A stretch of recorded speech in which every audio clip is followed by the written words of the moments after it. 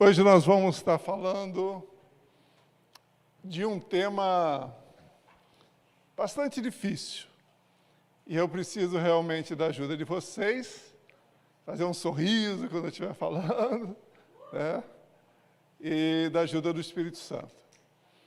Nós vamos estar falando sobre problemas, esse é o tema do mês. Vocês sabem que... Quem aqui gosta de ouvir a palavra problema? Ninguém gosta, né? E no mundo dos negócios, eu me lembro que aconteceu uma coisa muito interessante. Uma vez eu estava participando de uma negociação. Esse microfone fica aqui mesmo?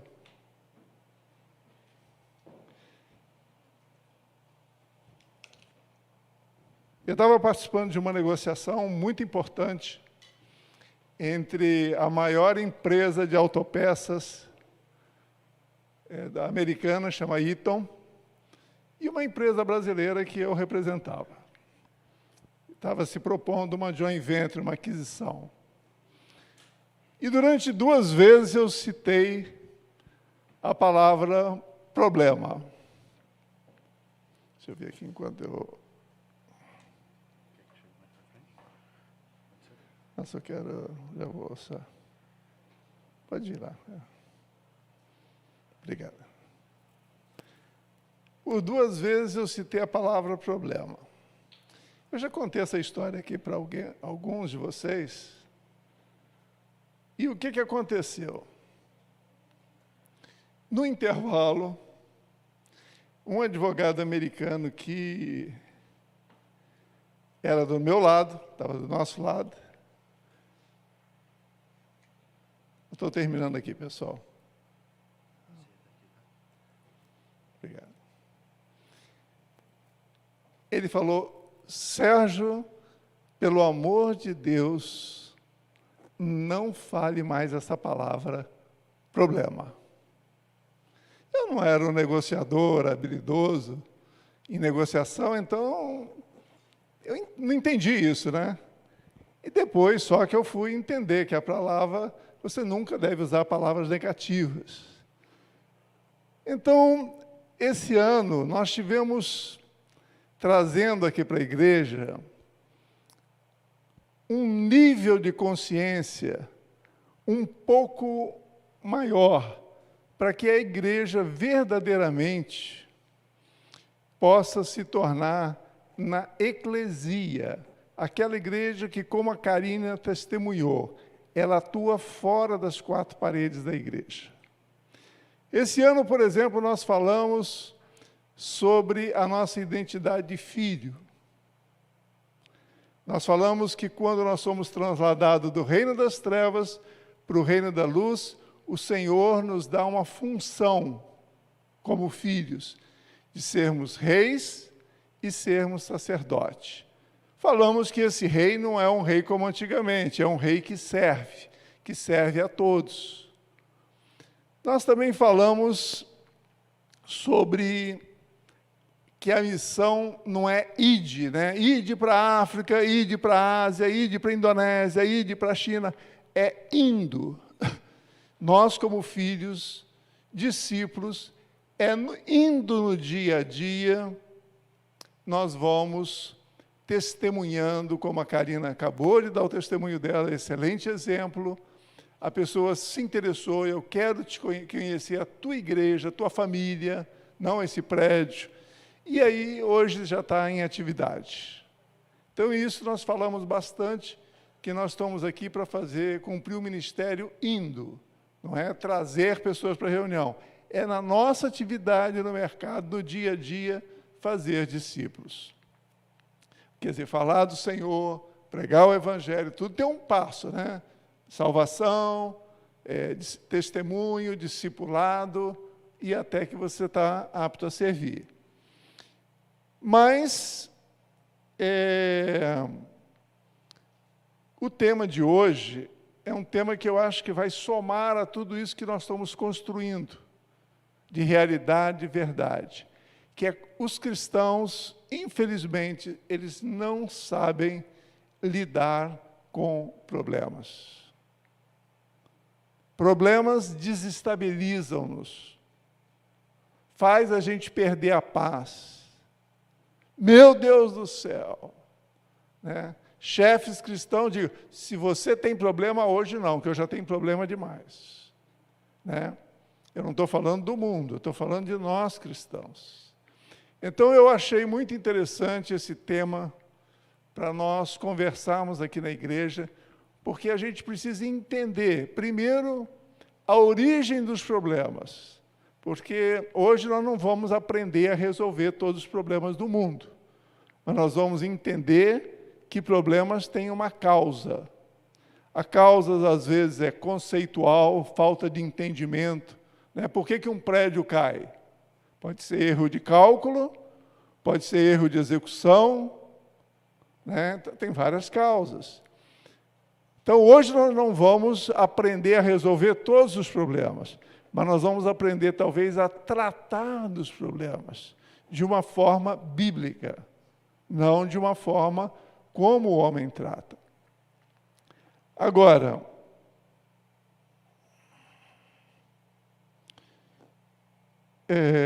eu vou avisar vocês, não é esse daí não. Quem está botando esse slide aí? Eu aviso quando é para colocar o slide. Ok? Então, assim, o motivo do cristão não ser habilitado ou saber tratar dos problemas. Primeiro, nós esquecemos de dizer que, na graça, quando nós recebemos de graça a salvação, né, porque custou o sacrifício de Jesus, mas para nós recebemos de graça, nós assinamos um pacto com o Senhor Jesus. Nós assinamos um compromisso. E esse compromisso, ele tem consequências na obediência e na desobediência. Nós esquecemos também de dizer que na terra prometida tem gigantes, tem cidades muradas, né? E o povo é forte. Então, para lidar no mundo, você precisa ser um cristão habilitado, preparado, para que você seja mais que vitorioso. E o terceiro, que é o que nós vamos falar um pouquinho hoje, é que nós temos sistemas de crenças. Eu tenho sistema de crenças que eu adquiri dos meus pais, adquiri do mundo, né? Eu vim do mundo, eu não vim de um lar cristão. E mesmo aqueles que estão num lar cristão também herdaram visões que não necessariamente são bíblicas do que é a vontade de Deus, da palavra de Deus. E esses sistemas de crenças estão nas nossas mentes que a gente não percebe. E eles afetam demais a nossa qualidade de vida, eles afetam a maneira como nós vemos as pessoas, eles afetam a maneira como nós encaramos os problemas, e por isso que eu queria tratar um pouco mais de detalhe hoje sobre algo que eu tenho aprendido e estudado recentemente, que é por que nós pensamos do jeito que pensamos, né? E aí nós podemos ir para o nosso primeiro slide, que eu espero que esteja... Não é esse. É um slide que fala sobre dualismo, animismo, ele tem um quadro. Esse daí. Então, o nosso sistema de crenças, ele tem origem numa dessas 4 linhas de pensadores, homens. Tá? O dualismo ele vem lá do século 300, mas tem origem no gnosticismo, que vem antes de Cristo, que simplesmente, resumidamente, diz o seguinte, que o espírito foi criado por Deus e é bom. A matéria é do diabo. A matéria não pertence a Deus. Eu conheço uma excelente igreja que pensa exatamente de acordo com esse filósofo lá chamado Maquineu do século 300, depois de Cristo. No século 1700 surgiu o animismo. O animismo entende que tudo o que acontece é porque tem um espírito influenciando. São os espíritas, que eu fui durante muitos anos, são os budistas, são todas essas religiões espiritualistas. Tudo é definido, o islamismo, tudo é definido no mundo espiritual. Nós somos simplesmente marionetes. Tem os materialistas e humanistas, que o mundo espiritual não existe. Todos os problemas são resolvidos de uma forma material. Se você tem uma dor, esquece orar, toma um remédio. E, normalmente, eles só sabem tratar dos sintomas. E nós temos os evangélicos, ou pelo menos a maioria dos cristãos, incluindo os católicos, que herdaram um pouco disso tudo, principalmente do dualismo, onde nós temos duas vidas. Aqui dentro da igreja, ou numa viagem missionária, eu estou exercendo a minha vida espiritual. Mas, segunda-feira, quando eu chego no meu local de trabalho, eu estou desempenhando a minha vida secular. O trabalho é material, é secular, né? O que agrada mesmo a Deus é o trabalho, são os ministérios dentro das quatro paredes e às vezes até fora. Se eu sou um missionário, evangelista, se eu estou na rua distribuindo folheto, aí eu estou fazendo uma atividade que agrada a Deus. Bom, o que diz? Aí sim você pode ir para a próxima slide. Qual é a verdade? Não é esse. É Gênesis 1:31. Não sei o que aconteceu. Isso. A palavra de Deus diz que Deus criou os céus, a terra, trabalhou, cada dia ele fez uma coisa. E olha só o que fala Gênesis 1:31. E Deus viu tudo o que havia feito. E tudo havia ficado muito bom. Ora, Deus criou os céus, a terra, os animais, a água, né? O mundo espiritual. Ele olhou tudo e falou, puxa vida, ficou muito bom. E aí vem um homem e diz que é do diabo, que é mau. A matéria do diabo é mau. Então, eu fiz um resumo que eu uso na escola de negócios, porque a primeira coisa que a gente faz é quebrar esse paradigma, porque se a gente não quebra esse paradigma de que nós temos que ser santos em todos os lugares, a gente não vai conseguir tratar problemas, ter sucesso na vida.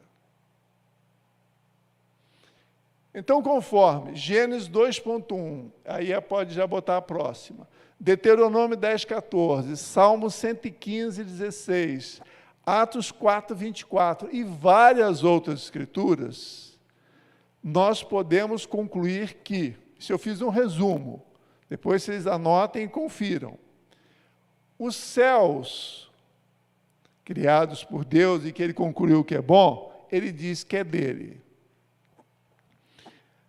Quer dizer, os céus são os céus do Senhor. A terra e tudo que nela há, porém, a deu aos filhos dos homens para cuidar. O que tem na terra? tem a natureza.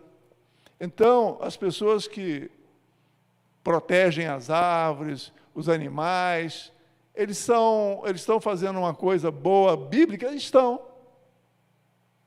Porque em Apocalipse diz que Deus vai as pessoas vão prestar conta por tratar mal da natureza criada por Deus.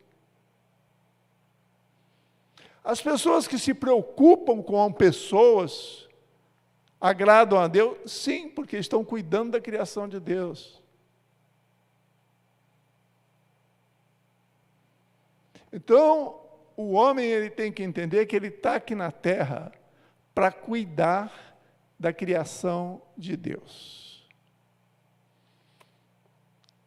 Qual é a conclusão que nós... E aí você pode vir para o próximo. Então, qual é a conclusão que nós temos?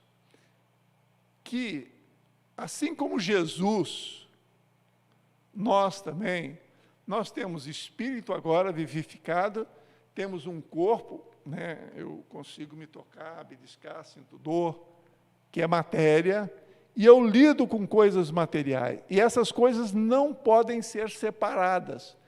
Eu não posso viver duas vidas, Uma hora eu sou espiritual e outra hora eu sou material. Eu tenho que ser a mesma pessoa porque Deus me fez assim. Espírito e carne e matéria.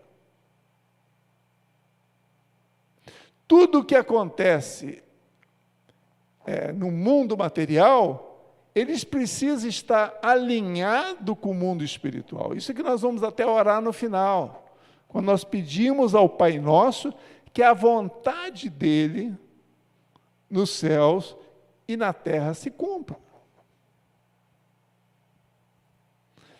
Jesus, ele era o mesmo dentro da sinagoga e almoçando com os republicanos considerados pecadores. Ele não tinha dois ministérios. Ele não mudava a sua túnica. Ele não botava terno e gravata para ir na sinagoga.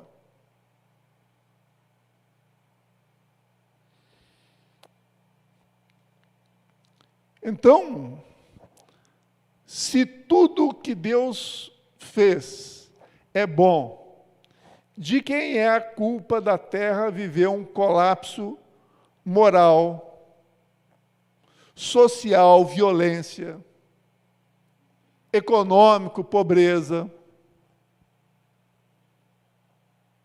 A culpa é de Deus? A culpa é do diabo? Ou é um problema de visão, de entendimento?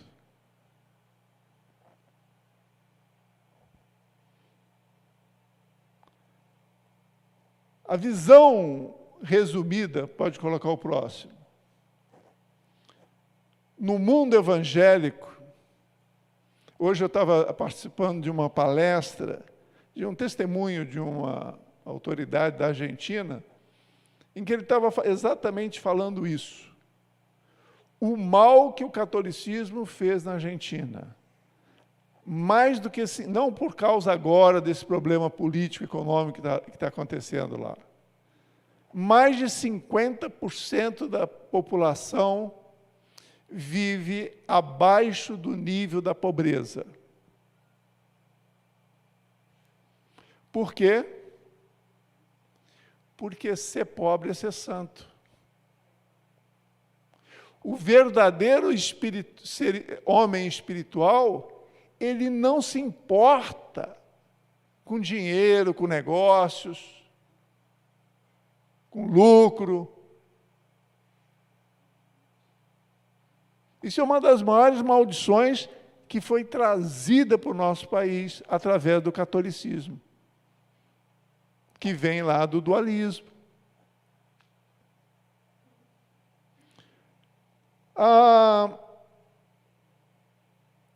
E qual a outra consequência? Quer dizer, ou a mesma consequência.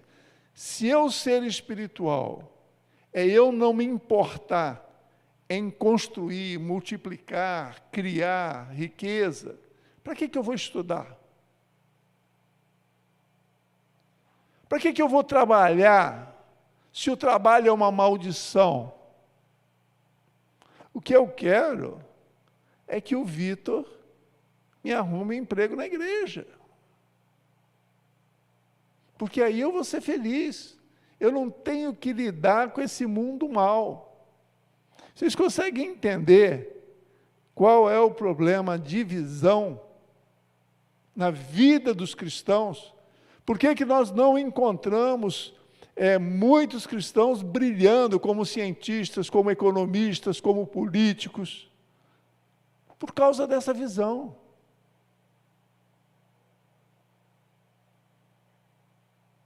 Bons cristãos. E assim nós deixamos o campo livre para quem?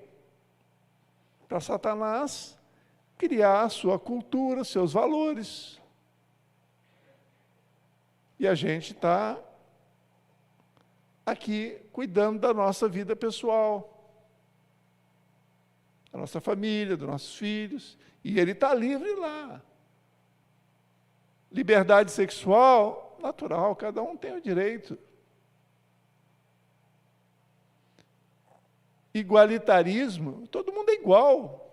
Hierarquia, isso aí não existe, que é isso? E quem tem mais, vamos igualar isso, cria o socialismo, comunismo.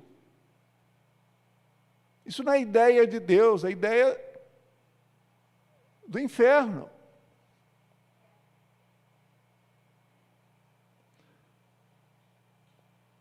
Então, meus irmãos, a Terra, ela está cheia de problemas por uma questão de visão,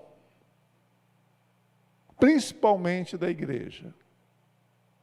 Confusão de visão, de pensamento, de ideias.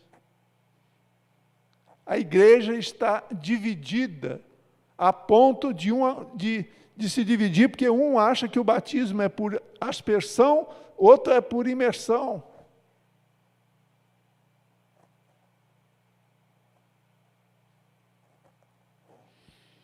Então, o que Oséias nos mostra como Deus vê essa situação? Vamos ao próximo. Oséias diz assim: meu povo foi destruído por falta de conhecimento. Da visão humanista, dualista, animista, da maioria do pensamento dos cristãos, foi que surgiu toda essa confusão que hoje nós temos no mundo.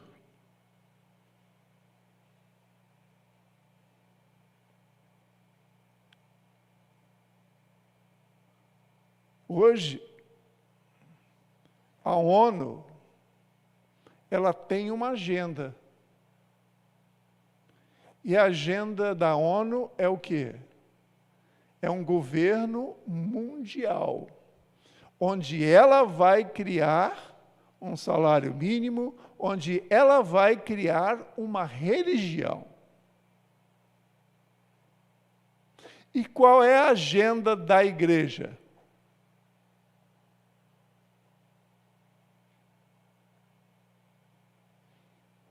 Reuniões cheias.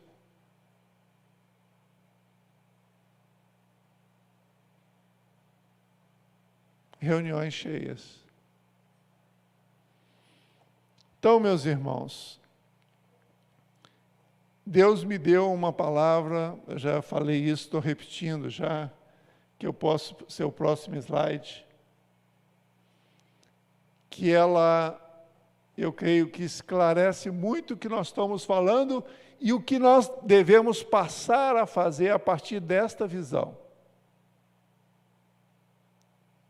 Deus criou o universo, criou o mundo, os céus, a terra, mas ele não está num tipo de governo em que ele está no controle de tudo. Ele governa sobre todas as coisas e, uma vez filhos, somos convidados a cogovernar com Cristo em conformidade com suas leis, seus princípios, colocando as coisas de novo em ordem à maneira de Deus como foram criadas. Isso é ser a eclesia, a assembleia que governa com o Rei Jesus, Rei de reis, Senhor de senhores.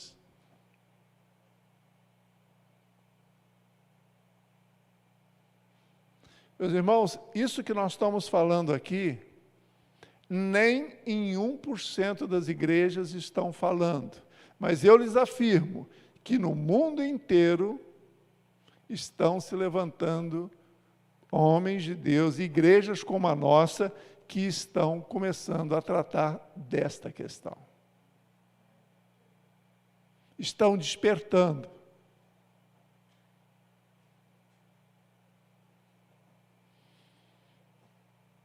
Então, o que Deus faz quando nós cuidamos da sua criação, com falta de visão, falta de conhecimento, ou mesmo conhecendo e desobedecendo? Vamos ver Gálatas 6, 7. Como é que Deus age, não nos controlando, mas aplicando os seus princípios e valores de governo. Entra em ação o princípio que está em Gálatas 6,7. Aquilo que o homem plantar, é isso que ele vai colher. Você pode ser bonito, feio, preto, branco, índio. Isso não muda. Tudo que nós plantarmos, nós vamos colher. Da forma que nós cuidarmos, nós vamos ser abençoados ou não com os frutos. E se nós não cuidamos bem, como é que Deus, no seu modo de governar, ele age conosco? Vamos ver Hebreus 12, 5 a 7. Diz assim, eu destaquei algumas palavras em negrito para você prestar atenção, enquanto nós estivermos lendo. Meu filho, então olha só Deus se referindo a nós. Isso está em Provérbios também 3,12, igualzinho está em Hebreus 12, de 5 a 7.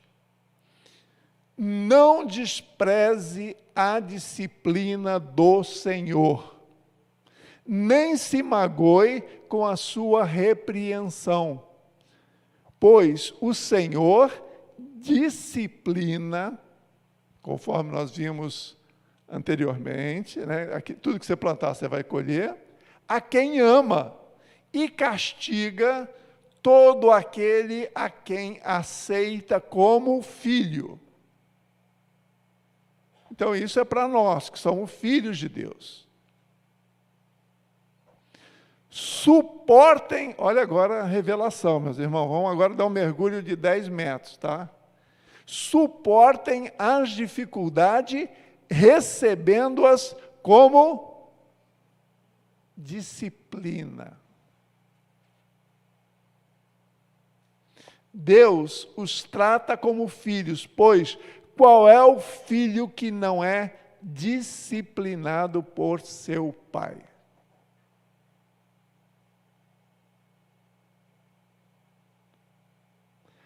Será que nós podemos... Puxa vida, me alonguei. Será que nós podemos concluir que Deus vê os problemas como nossos professores disciplinadores?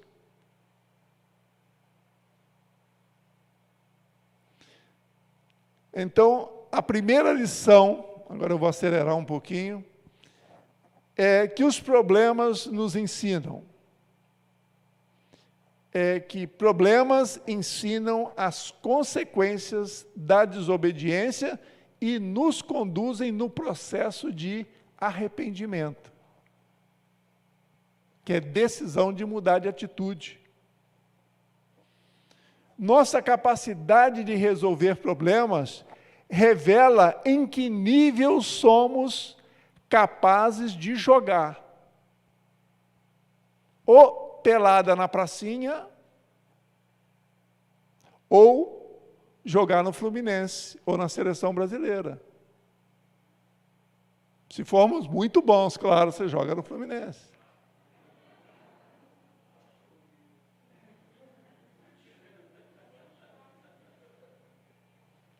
Êxodo 13, 17 e 18 vai confirmar o que eu estou falando isso. Comprova que Deus só nos dá posição, oportunidades, dependendo da posição, se nós já estivermos preparados para isso. Olha o que fala Êxodo. Quando o Faraó deixou sair o povo, Deus não o guiou pela rota da terra dos filisteus, embora fosse o caminho mais curto. Quanto tempo o povo passou no deserto? 40 anos. Uma viagem que era para ser de 15, 20 dias. Porque se eles defrontarem com a guerra dos filisteus, que era o povo que eles iam ter que passar, talvez se arrependam e voltem para o Egito, porque não estão preparados para a guerra ainda. Estão ainda com um coração de escravo. Estão com uma mente dividida, que é uma mente que nós na igreja não podemos estar hoje. Então, da maneira como nós reagimos aos problemas, Deus, que é o nosso Pai, abre portas para nós, para novos desafios. Então, se você quer uma posição, se prepare para elas, porque Deus é Deus de justiça. E Ele vai te recompensar. Oração, jejum, dedicação, disciplina. E, num mundo cheio de problemas, você agora falando em mercado de trabalho, solucionadores de problemas valem peso de ouro. Pessoas que criam problema ou murmuram, não têm mais espaço no mercado.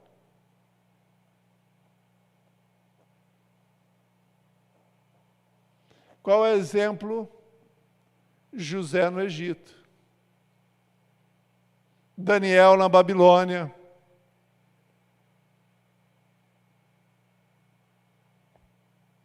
Então, o que Deus espera da igreja? Próximo, Isaías 58, 12. Seu povo reconstruirá as velhas ruínas e restaurará os alicerces antigos. Você será chamado reparador de muros, restaurador de ruas e moradias. Quando eu leio essa escritura, eu lembro da história do começo da Verbo, que 12 jovens saíram dos Estados Unidos para fazer isso aqui, que significou uma voz profética para nós, que hoje eles foram reconstruir cidades, casas na Guatemala. E daí o amor que eles irradiaram atraiu as pessoas e hoje são, sei lá, só uma universidade que tem lá é 18 mil pessoas. Hoje nós somos chamados para reconstruir uma cultura, valores, princípios, estabelecer o reino, trazer o reino do céu para a terra.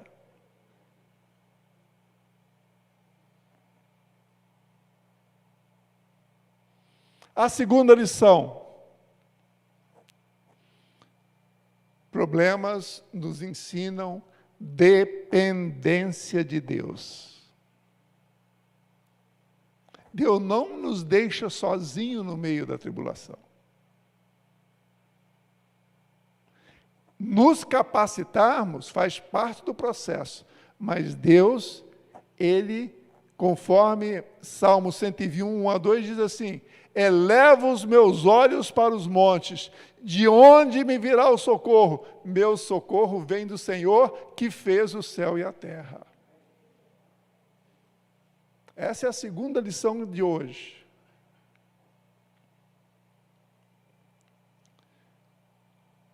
Isaías 41, 13.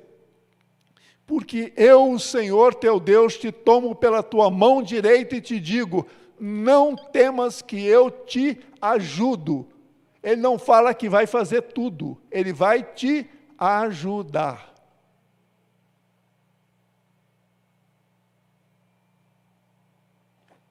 E finalmente, João 15, 5. Eu sou, Jesus falando, eu sou a videira, vós as varas, quem está em mim e eu nele, este dá muito fruto, porque sem mim nada podeis fazer. É esse Deus, esse Jesus, em que nós estamos nele, que nós vamos agora celebrar a ceia. Então eu pediria que a ceia começasse a ser distribuída. Se o grupo de louvor puder vir vindo, nós fazemos uma pequena revisão do que nós falamos hoje aqui, e que haja esse sentimento nos nossos corações, nós possamos sair daqui, né? Que cristão não deve lidar com problemas como se fosse um bicho-papão. Cristãos devem lidar com problemas como sendo seus professores. Problemas nos capacitam para novos desafios, nos trazem maturidade. É uma oportunidade de colocar a fé em prática quando as coisas são impossíveis. Nós não estamos encontrando. Senhor, me ajuda. E você vai experimentar a ajuda do Senhor.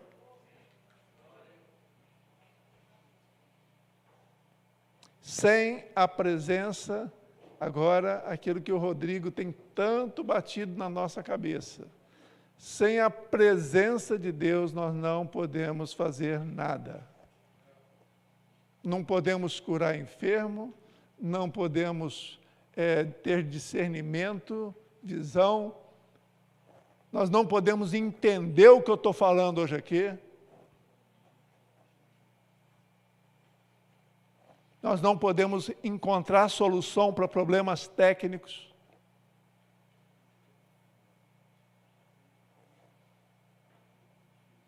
A presença de Deus é fundamental. Enquanto eles terminam de distribuir, eu volto a contar uma história, né? A gente vai ficando velho e às vezes conta a história 2, 3 vezes. Que eu estava num aeroporto e eu tinha cometido um erro gravíssimo. Eu, levando os diretores de uma empresa, saímos de Londres, pegamos um voo, chegamos meia-noite, cheguei no aeroporto, peguei um hotel, fomos para o hotel e íamos sair 3 horas da manhã para um outro voo. Pergunta se o camarada aqui anotou o nome da rua e do hotel. Não. Pergunta se os diretores que estavam comigo tinham feito compras na Europa de coisas valiosas. Tinham. E quando eu chego na cidade lá, para pegar o voo de volta, que eu sento na cadeira ali, em frente ao portão de embarque, eu falo: para onde nós vamos? Que hotel? Eu pensei, que hotel nós estamos? Eu falei, meu Deus. Tinha 20 minutos para abrir o portão de embarque. Se eu falo isso para eles, eles me matam ali. Então eu falei, meu Deus. Aí vem o Senhor no socorro e na sua misericórdia. O Senhor me lembrou que eu havia dado um telefonema meia-noite para confirmar o voo. Naquela época a gente confirmava voos. Eu liguei para a companhia aérea e falei, ontem por volta de meia-noite, eu liguei de um hotel para confirmar um voo. Você tem esse registro desse telefone, desse hotel?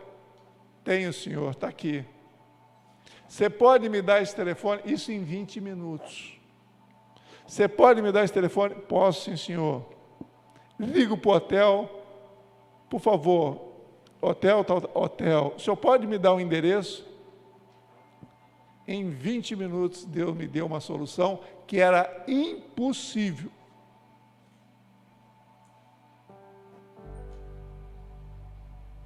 Então é esse Deus que nós estamos falando.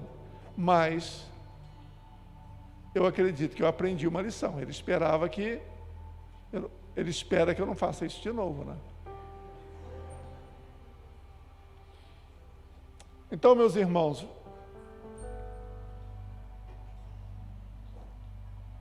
conforme 1 Coríntios 11, 24 e 25,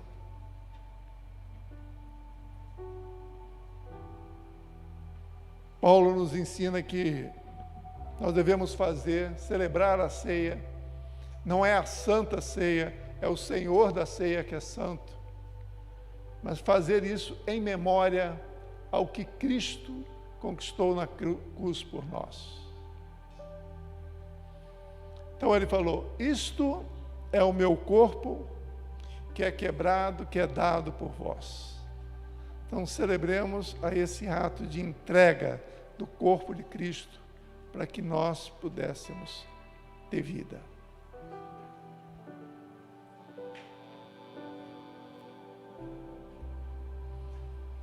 E semelhantemente, tomou um cálice,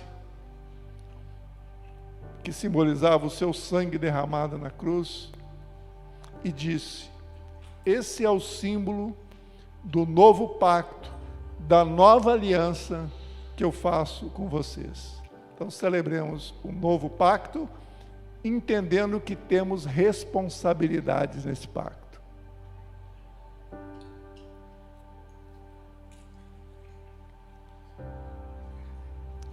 Então, meus irmãos, antes de nós louvarmos ao nosso Deus, eu queria convidar todos vocês para nós orarmos o Pai Nosso. Um Pai Nosso com entendimento que o que nós queremos é trazer a visão de Deus para nossas mentes, para nossas vidas aqui para a terra. Então vamos orar assim, Pai Nosso, que estás no céu, santificado seja o teu nome, venha o teu reino, seja feita a tua vontade, na terra, como é no céu. Dai-nos hoje o pão de cada dia, perdoa as nossas dívidas, assim como nós perdoamos aos nossos devedores. E não nos deixes cair em tentação, mas livra-nos do mal, porque teu é o reino, o poder e a glória para o todo e sempre. Amém.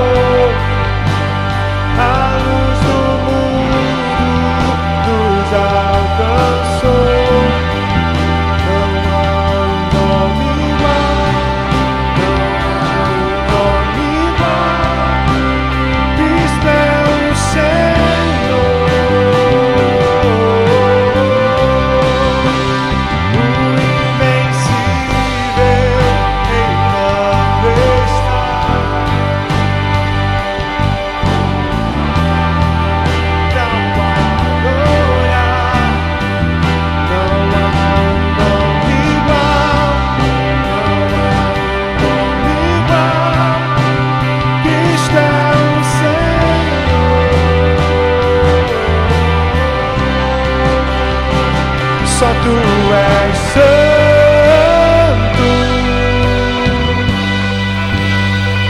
só tu és santo,